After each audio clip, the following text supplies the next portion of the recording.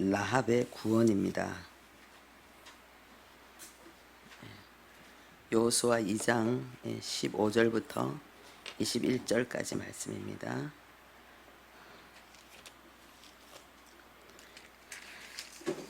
제가 오늘 안경을 안 갖고 왔는데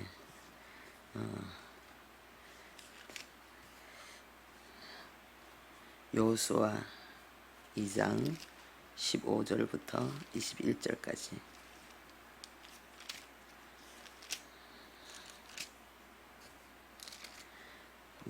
우리 함께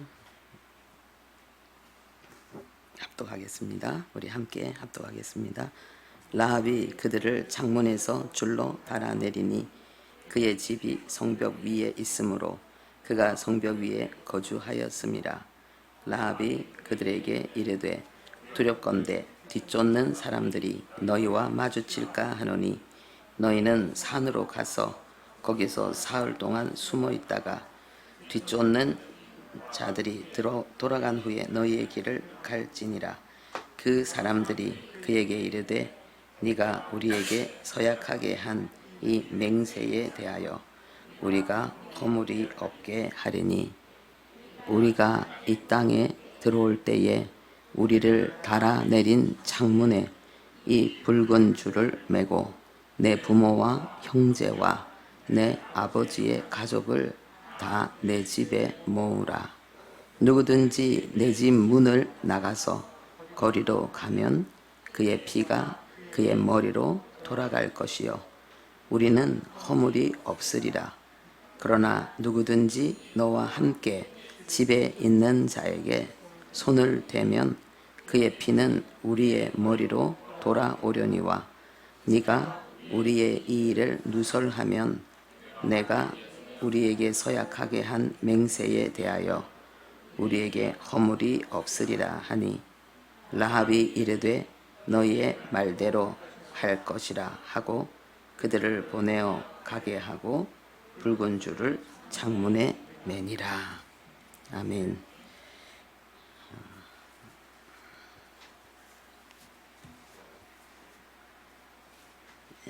지금 에어컨이 좀 고장이 나서 여러분들 좀 불편하실 텐데 조금만 참으면 훨씬 더 좋은 그런 조건에서 또 시원하게 예배할 수 있습니다. 할렐루야.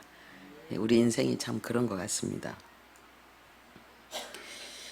우리 한 번 더 합심해서 기도하기를 원하는데요.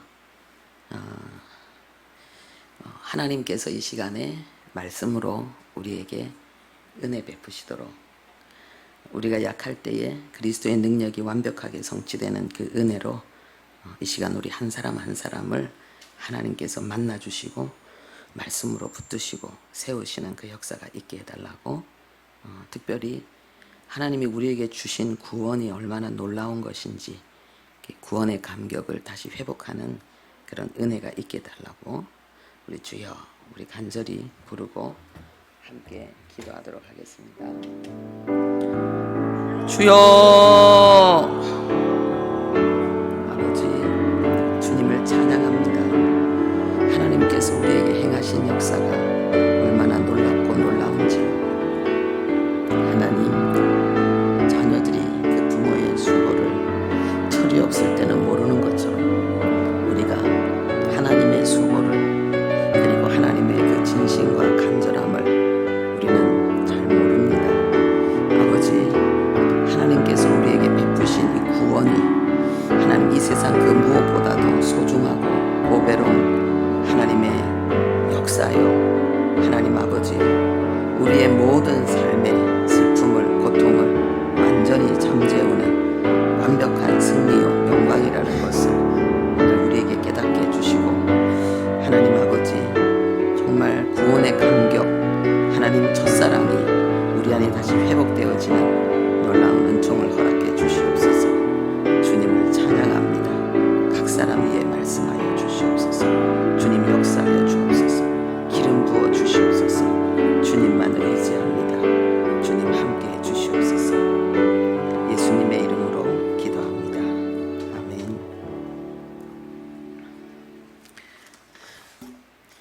제가 좀 몸살이 나가지고요. 좀 심해서 혹시 코로나인가 싶어서 검사를 해보니까 코로나는 아니더라고요. 예, 그래서 또 언제나 하나님은 막판 뒤집기 역사를 많이 하셔서 최선을 다해서 오늘 여기 왔는데 하나님께서 은혜를 주실 줄로 믿습니다. 네, 오늘 제목이 라합의 구원입니다. 이 라합의 구원을 통해서 하나님이 우리에게 어떤 구원을 베푸셨는지, 우리를 구원하기 위해서 하나님이 행하신 수고, 그 역사가 얼마나 놀라운지 그것을 발견하기를 바랍니다. 먼저 여리고를 정탐하기 위해서 두 사람이 갔습니다. 그 전에 가나안 땅을 정탐하기 위해서 몇 사람이 갔어요? 12명이 갔어요. 며칠 동안 정탐했어요? 40일 동안 정탐했어요. 그런데 이 여리고를 정탐하기 위해서 들어가자마자 거기에 이제 지금으로 치면은 뭐 호텔이나 모텔이나 이렇게 생각할 수 있는데 그 라합의 집에 들어갔는데 하룻밤 잠도 제대로 편히 못 자고 들켜버렸어요. 그래서 여리고 그 성에 대한 그 어떤 내용도 뭐 연구하거나 살필 게 없이 그냥 겨우 목숨 부지하기 위해서 라합과 이야기하고 라합이 주는 그런 도움을 받아서 겨우 목숨을 건져서 돌아오는 것. 이게 지금 여리고 정탐의 모든 내용입니다. 그래서 우리가 일반적으로 보면은 이 정탐은 실패한 거 아닌가. 어떻게 이 내용이 여리고에 세워 들어가고 그리고 정말 그 두려움으로 벌벌 떨면서 이렇게 정탐도 제대로 못하고 이렇게 돌아와야 됐는가. 우리는 이렇게 생각할 수 있습니다. 그런데 하나님의 정탐의 목적은 완벽하게 성공했습니다. 이들이 그 여리고 성에 들어가서 정탐하고자 했던 내용과 하나님이 이들을 통해서 이루고자 하는 역사가 달랐습니다. 하나님은 오직 이들을 라합에게로 이끌기를 원하셨고, 그리고 라합이 그토록 간절히 원했던 구원의 축복을 라합이 취할 수 있도록 하나님께서 역사하신 것입니다. 그래서 일반적으로 생각할 때 정탐은 실패했지만은 하나님의 정탐의 목적은 완벽하게 성공했다. 이렇게 알 수 있습니다. 우리의 삶 속에도 이런 경우가 많이 있습니다. 우리가 생각할 때는 실패한 것 같고, 우리가 생각할 때는 원하는 대로 되지 않아서 슬프고 괴롭기도 한 부분인데, 하나님은 완벽하게 성공의 길로 우리를 이끌고 계신 경우가 많이 있습니다. 그럼 우리가 생각해 볼 때요, 하나님이 왜 처음부터 말씀하지 않았을까? 너희들이 여리고에 가면 라합이라는 여인이 있다. 이 여인은 하나님의 구원을 사모하는 여인이다.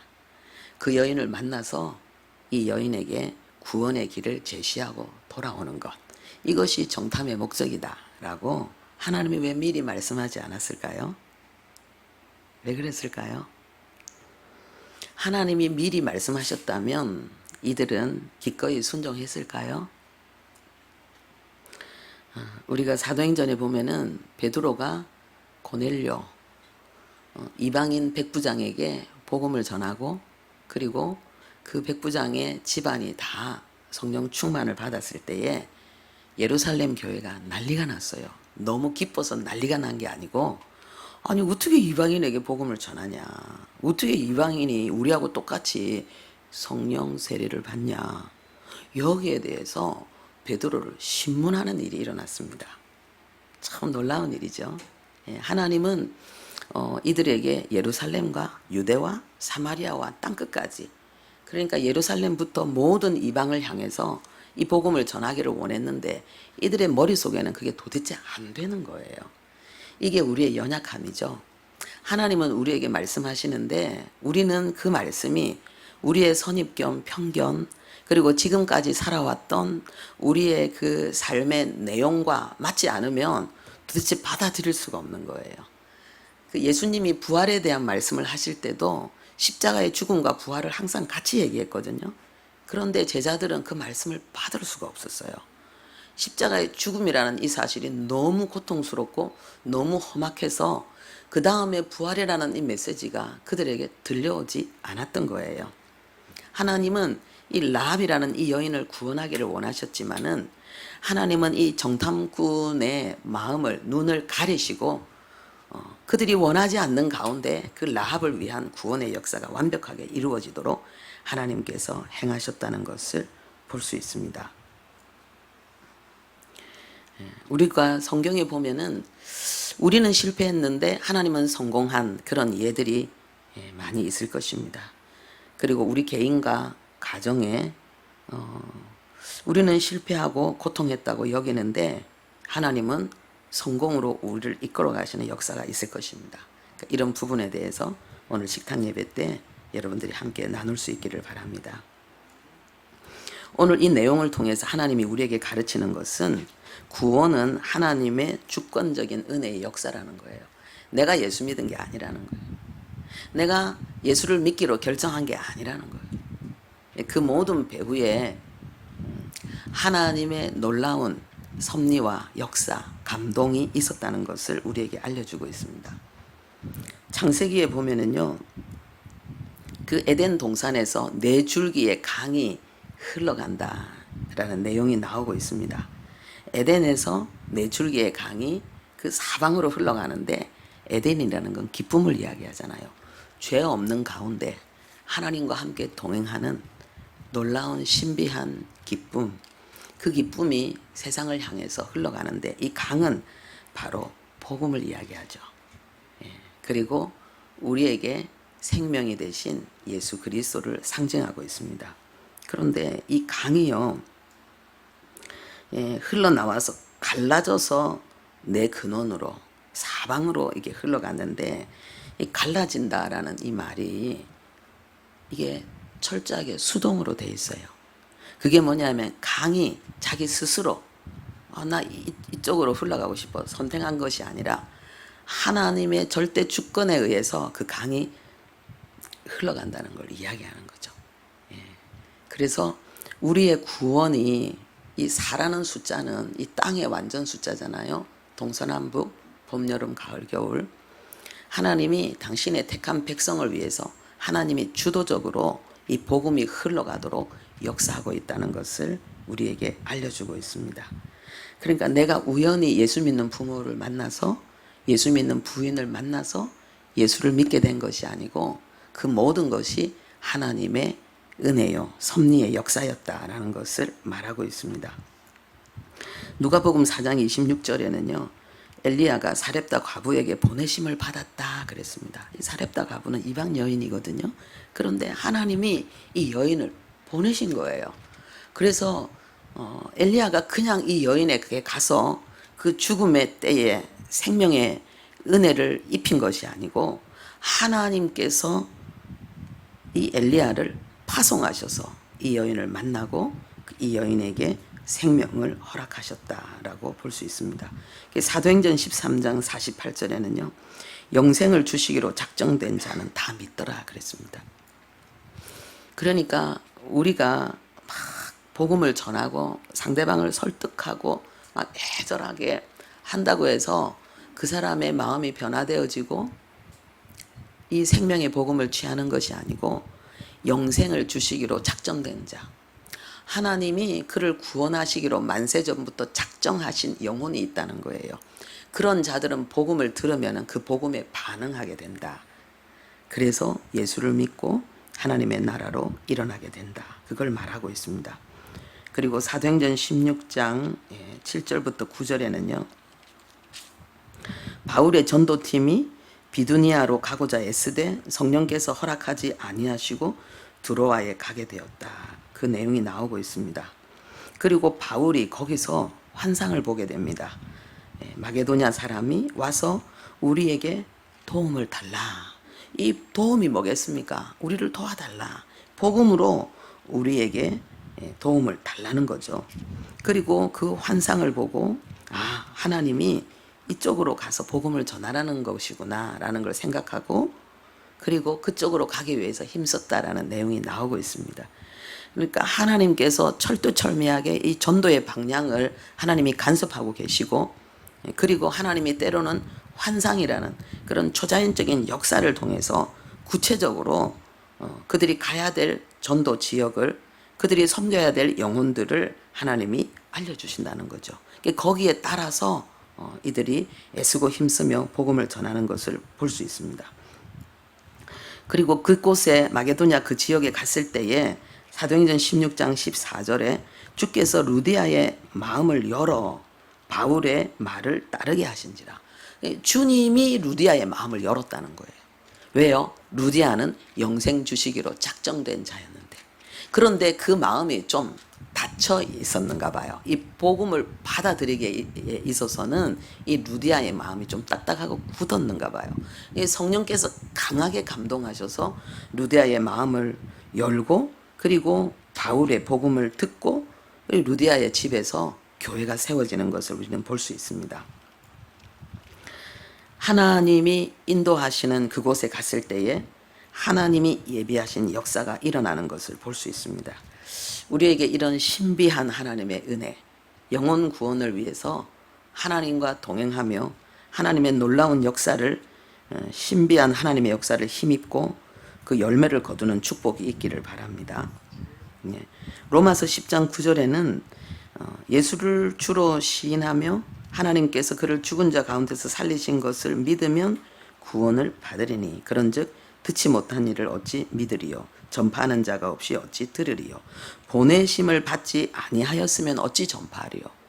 그러니까 내가 전도자를 통해서 복음을 듣는 거는 그 전도자를 하나님이 보내셨기 때문에 내가 복음을 듣는다는 거죠. 하나님께서 그 라합에게 정탐꾼이라는 그 모습으로 죽음에서 삶으로 옮겨지는 구원의 메시지를 전한 거하고 똑같은 거죠. 다른 모습인데 하나님께서 생명을 구원하는 구원의 역사를 그 가운데 완벽하게 이루어내고 계십니다. 그래서 요한복음 1장 13절에는요, 혈통으로, 육체의 의지로, 사람의 뜻으로 우리가 예수 믿는 게 아니라는 거예요. 내가 결정하고 내가 뜻하고 내가 마음을 먹어서 예수 믿는 게 아니라는 거예요. 오직 하나님께로부터 난 자들이다. 그러니까 하나님께서 나에게 은혜 주셔서 내가 복음을 듣고, 그리고 그 복음을 받고, 그리고 오늘 예수를 주로 시인하는 하나님의 사람이 되었다는 거예요. 하나님이 보내지 아니하였다면 나에게 이 전도자가 올 수 없다는 거예요. 그래서 여러분들이 오늘은 그 시간에 하나님이 나를 구원하기 위해서 행하신 역사, 그것을 보는 게 좋겠습니다. 그리고 두 번째는 라합은 하나님의 은혜로 하나님을 믿고 위험한 도전을 할 수 있었다는 거예요. 여리고에 있는 사람들이 다 소문을 들었는데 다른 사람들은 왜 그 소문을 듣고 어떻게 하면 살 수 있을까를 생각지 않았을까? 그런데 라합은 어떻게 하면은 반드시 죽을 이 상황 속에서 내가 살 수 있을까? 우리 가족이 살 수 있을까라는 걸 생각했다는 거예요. 그럼 이 생각이 뭐라는 거예요? 하나님의 은혜라는 거예요. 그게 성경에 어디에 나와 있는가? 여호수아 2장 12절에 라합이 그들을, 그 정탐꾼을 창문에서 줄로 달아내리니 그의 집이 성벽에 있으므로 그가 성벽 위에 거주하였음이라 그랬습니다. 이 달아내리니, 이 라합이 연약한 여자인데 어떻게 이 두 남자를 달아내렸을까요? 이것은 이 모든 행동의 그 선택을 라합이 했다는 거예요. 라합의 대표성을 이야기하는 거겠죠. 그런데 이 달아내렸다는 이 말이 이게 히필 동사로 되어 있어요. 이게 뭐냐 하면은요, 이 사역 동사라는 거예요. 하나님이 시켰다는 거예요. 하나님이 이 정탐꾼을 위하도록, 그리고 그걸 달아내린다는 것은 지금 위험한 거잖아요. 이 성벽에 있는, 그리고 이 정탐꾼을 찾기 위해서 지금 혈안이 되어져 있는데, 만약에 이 달아내리는 것을 보게 된다면은 이 라합이 위험을 당할 수 있잖아요. 그죠? 그게 들키면은, 그런데 라합은 그 위험한 일을 했다는 거예요. 그래서 그 정탐꾼들은 살게 되었고, 그 정탐꾼들이 약조한 대로 라합과 그에 속한 모든 자들이 다 구원을 받는 그 놀라운 역사가 일어났다는 거예요.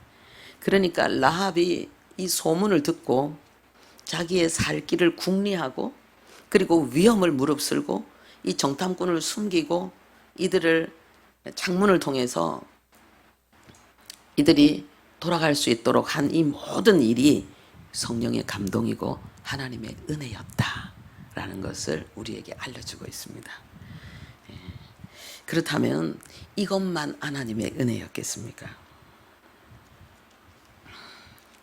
하나님은 우리를 구원하실 때에 우리가 이해할 수 없는 아주 신비로운 방식으로 하나님은 우리를 이끄십니다. 그래서 하나님의 주권적인 역사와 또 거기에 아름답게 반응하는, 순종하는 이 라합의 행동, 선택, 이 모든 것들이 함께 결합되어져서 이 구원의 놀라운 역사가 이루어지는 것을 볼 수가 있습니다. 누가복음 22장 22절에는요. 인자는 이미 작정된 대로 가거니와 그를 믿는, 그를 파는 그 사람에게는 화가 있으리로다. 우리가 생각합니다. 참 하나님의 역사를 이 사람의 지혜로 생각할 때는 이런 모순에 빠지게 되는데요. 가룟 유다가 예수님을 팔지 않았다면 예수님이 어떻게 십자가에서 우리를 대속하는 죽음을 죽을 수 있는가? 그러면은 가룟 유다도 하나님의 일을 한 거 아닌가? 그런데 가룟 유다에게 죄가 있다고 말할 수 있는가? 우리가 이런 생각을 하거든요.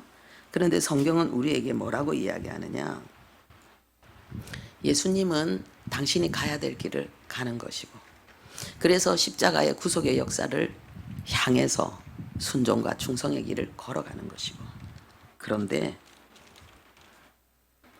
이 가룟 유다에게는 화가 있을 것이다. 이렇게 말씀하고 있습니다. 가룟 유다에게는 화가 있을 것이다. 우리가 하나님 앞에서 이 순종의 길을 걸어가는 것과 불순종의 길을 걸어가는 것에 대해서 우리가 하나님을 두려워할 수 있는 그런 은혜가 우리 안에 있기를 바랍니다. 하나님을 경외한다는 것, 하나님을 경외한다는 그 핵심의 내용이 뭡니까? 하나님을 두려워하는 거잖아요. 하나님 앞에 두려워 벌벌 떠는 거잖아요. 하나님 말씀 앞에 두려워 벌벌 떠는 거잖아요. 이게 하나님을 경외하는 거예요. 하나님을 이렇게 두려워 벌벌 떠는 자에게 하나님이 어떤 것을 약속하셨습니까? 젊은 사자는 줄일지라도 여호와를 경외하는 자는 모든 것에 부족함이 없게 하겠다. 하나님께서 굉장히 어려운 경제적인 열악한 환경과 상황, 아무리 유능한 자도 먹고 살기 힘든 그런 상황 속에서 하나님 앞에 두려워 벌벌 떠는 그 사람에게는 하나님의 놀라운 공급과 그리고 하나님이 책임지고 돌보시는 역사가 있을 것이다. 이렇게 말하고 있습니다. 우리 안에 그 어둠이 역사할 때에 우리는 그 어둠을 대항해서 두려워하면서 하나님 앞에 엎드려서 순종의 길을 구하는 그 은혜가 있기를 바랍니다. 우리가 정말 깨달아야 되는 게 지난 주일에도 말씀드렸던 내용인데요. 하나님은 우리를 꼭두가시가 아니라 하나님은 자유와 책임이 있는 인격체로 우리를 만들었다는 거예요. 그래서 우리의 신앙생활에 있어서도 하나님이 우리를 감동하십니다. 지혜와 계시의 영으로 지혜와 총명을 넘치도록 부어주셔서 하나님이 십자가의 비밀을 알게 하시고 하나님께서 감동하셔서 그것을 흠모하고 이 라합처럼 하나님 앞에 이 길을 걸어갈 수 있도록 하나님께서 우리에게 역사하십니다. 그런데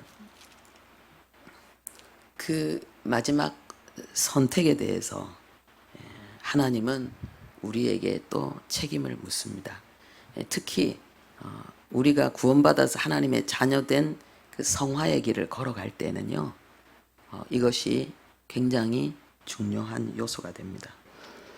그래서 우리가 하나님 앞에 하나님이 우리에게 알게 하신 진리의 지식에 대해서 간절히 기도하며 순종해야 되는 그 이유, 우리에게 순종할 수 있는 힘을 하나님께서 주시도록 기도하는 이유, 그것은 하나님이 우리를 꼭두가시가 아니라 하나님의 진리를 알고 순종하고 하나님과 연합하는 동력자로, 신부로 하나님이 우리를 이끌어가기 때문입니다.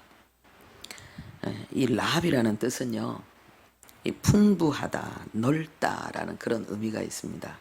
이 라합이 굉장히 그 생각이, 마음이 아주 그 풍성하고 그리고 넓고, 그래서 대인관계, 인간관계도 상당히 탁월한 여인이었다는 것을 알 수가 있습니다. 그래서 뒤에 보면은요, 여호수아 6장 23절에 보면은 라합과 그의 부모와 그의 형제와 그에게 속한 모든 것을 이끌고 살렸다, 이런 내용이 나오고 있습니다. 그러니까 라합이 자기의 가족뿐만 아니라요, 자기 부모, 그리고 그 부모의 형제들, 그리고 그 형제들에게 속한 가족들, 이런 사람들을 전부 살려내는 그런 축복의 통로가 되었다는 거죠. 그러면은 이제 우리가 조금 생각이 될 수 있어요. 라합이 장기인데, 여러분 만약에 집안 사람 중에서 장녀로서 삶을 살아가는 사람이 있으면 가족들이 그 사람의 삶에 대해서 어떻게 생각할까요? 그리고 그 이야기에 대해서 얼마나 신뢰를 하고 거기에 함께 따라 행동할 수 있을까요? 우리가 일반적으로 이 라합을 이 창기라고 보는데, 그런데 이 창기라는 이 단어가 자나라는 단어거든요.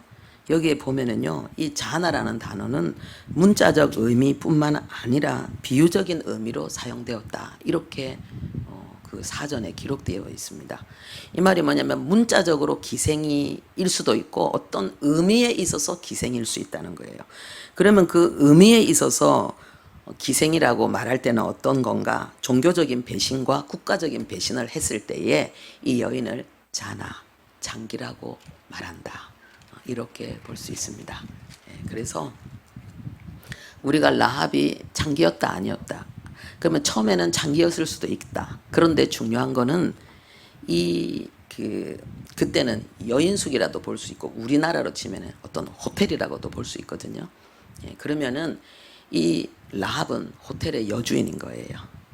그리고 많은 집안 사람들이 존경하고 따르고 함께하는 여인이라는 것을 알 수가 있습니다.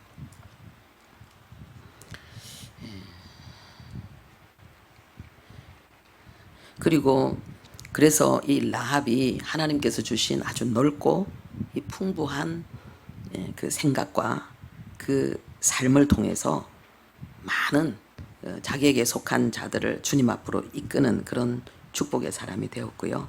나중에 이 라합은 보아스의 어머니, 그리고 다윗의 고조 할머니가 되고 예수님의 족보에 오르게 됩니다. 그런데 이 라합은 상상을 뛰어넘는 복을 받았잖아요. 이 라합은 상상을 뛰어넘는 풍성하고 광대한 복을 받는 그리스도인을 예표하고 있습니다. 예수 그리스도 안에서 우리도 예수님의 족보에 속한 자이고 장자의 복을 받는 자입니다.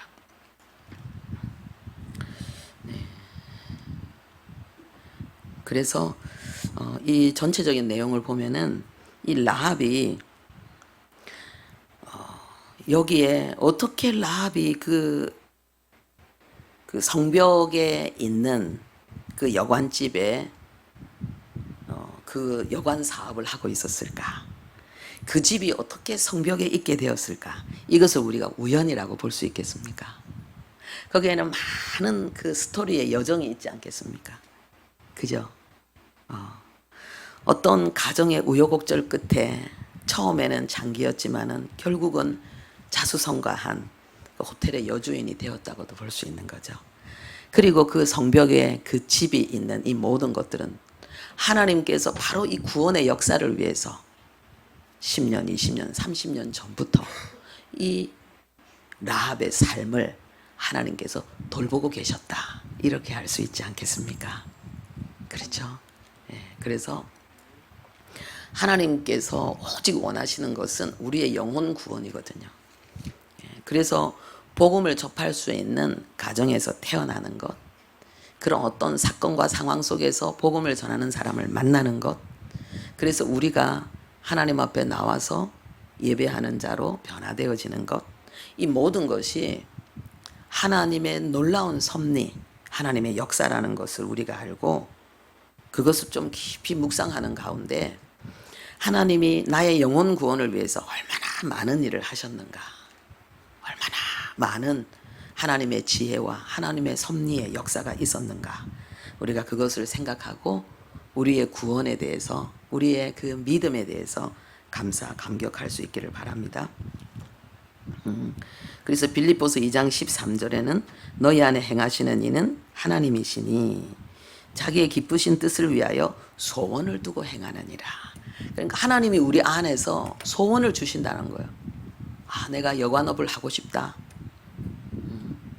내가 이 여관업을 하는데 특별히 성벽에 있는 집에서 좀 이 여관업을 잘 했으면 좋겠다. 그래서 우리 아버지 형제들, 이웃들, 친지들까지도 다 좀 어려운 때에 좀 도움을 줄 수 있었으면 좋겠다.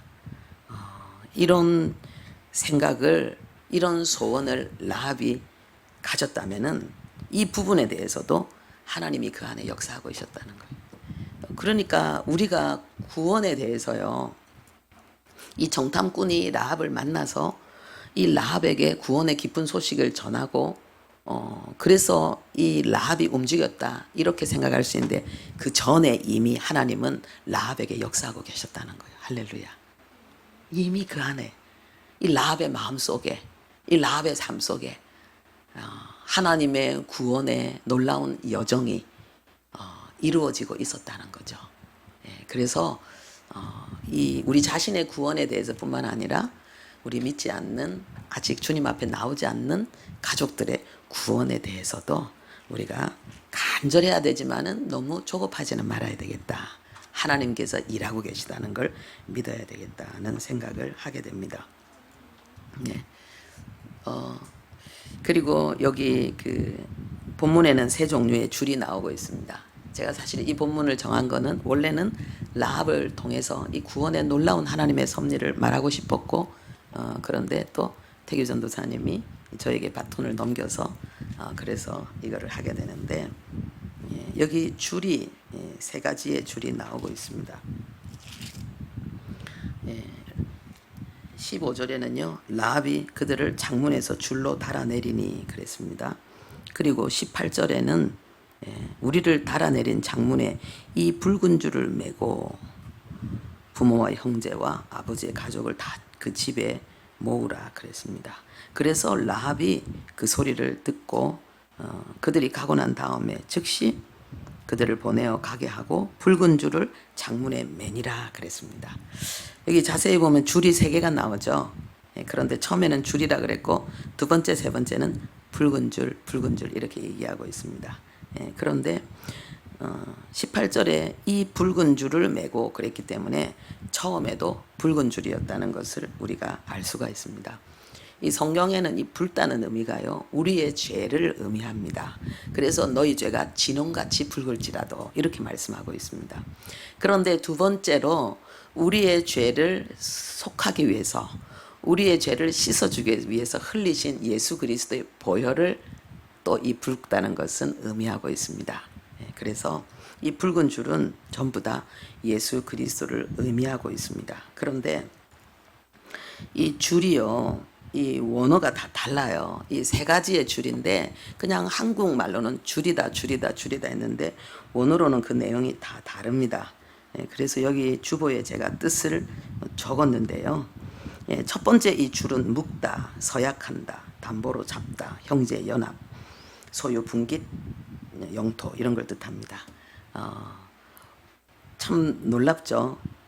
이 여인이 이 붉은 줄로 이 두 정탐꾼을 내림으로 인해서 서약한 거죠. 그죠?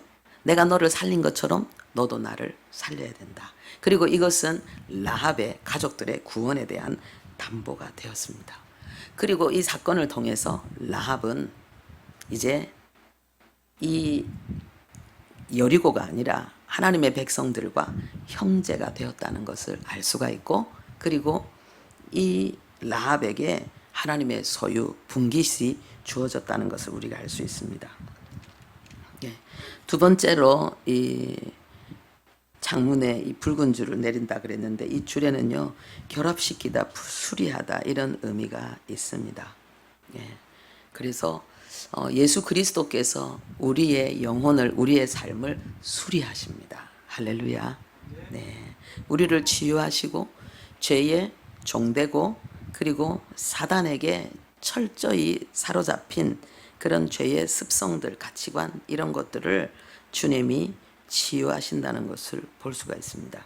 그런데 여기 창문을 통해서 달아내린다 그랬는데 제가 그 전도사님이 새벽에 설교할 때 은혜를 받았어요. 이 창문은 어떻게 만들어집니까? 구멍을 내다 뚫다, 그죠? 구멍을 낸 거예요. 벽에다 구멍을 낸 거예요. 그런데 이 창문을 통해서 햇빛과 그리고 또 이 창문을 통해서 공기가 들어오게 되는 거죠. 그래서 이 창문은 또 예수 그리스도를 상징하고 있는 거죠. 우리를 위해서 예수님이 십자가 고난을 당하실 때에 예수님이 이렇게 못이 박혔잖아요. 못이 박혔는데 그 못이 박혔다는 내용이 관통하다는 의미잖아요. 그래서 그걸 듣고 제가 그날도 되게 은혜를 받았는데, 예수 그리스도를 통해서 우리는 하나님과 언약을 맺고, 그리고 하나님이 우리를 치료하고 변화시키는 그런 은총을 받고, 그리고 마지막 세 번째 줄은요 다른 단어입니다. 이거는 희망과 소원과 기대를 나타내고 있습니다.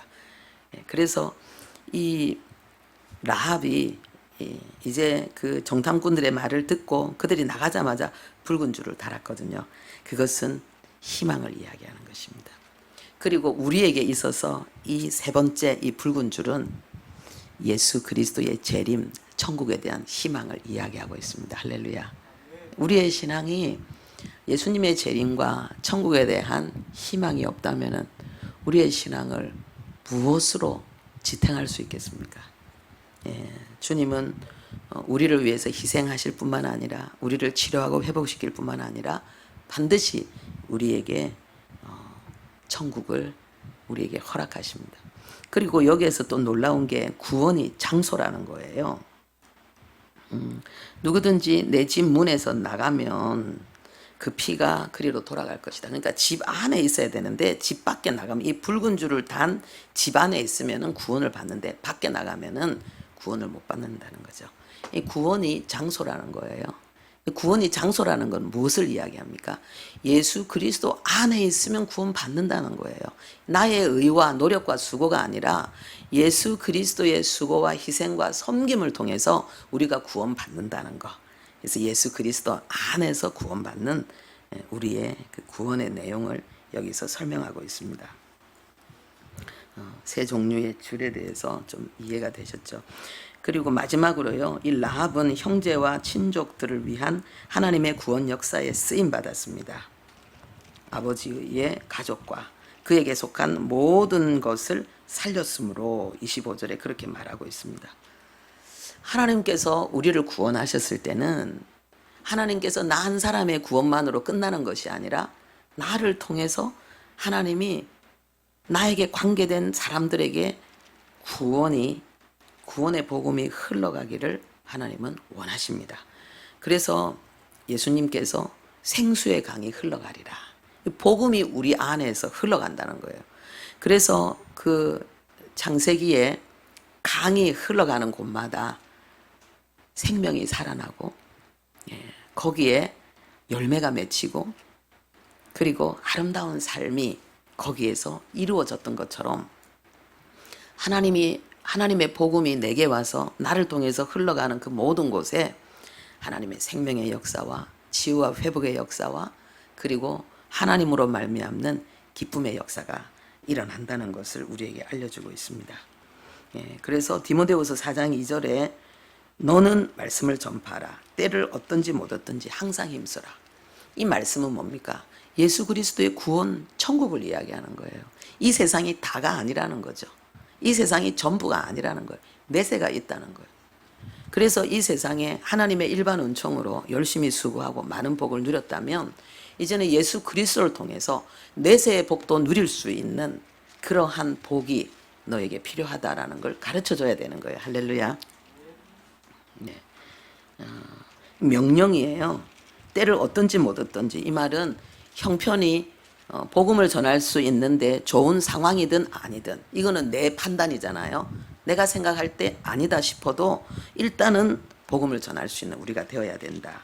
그걸 이야기하고 있고, 그리고 사도행전 1장 8절에는 결국은 성령이 임하시면 내 증인이 되리라.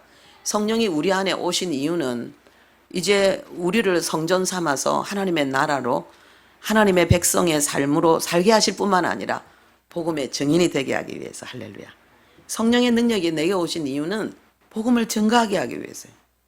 나를 통해서, 내 입술을 통해서, 내 삶의 중심을 통해서 복음이 흘러가는 것. 이것이 성령께서 우리에게 오신 것입니다.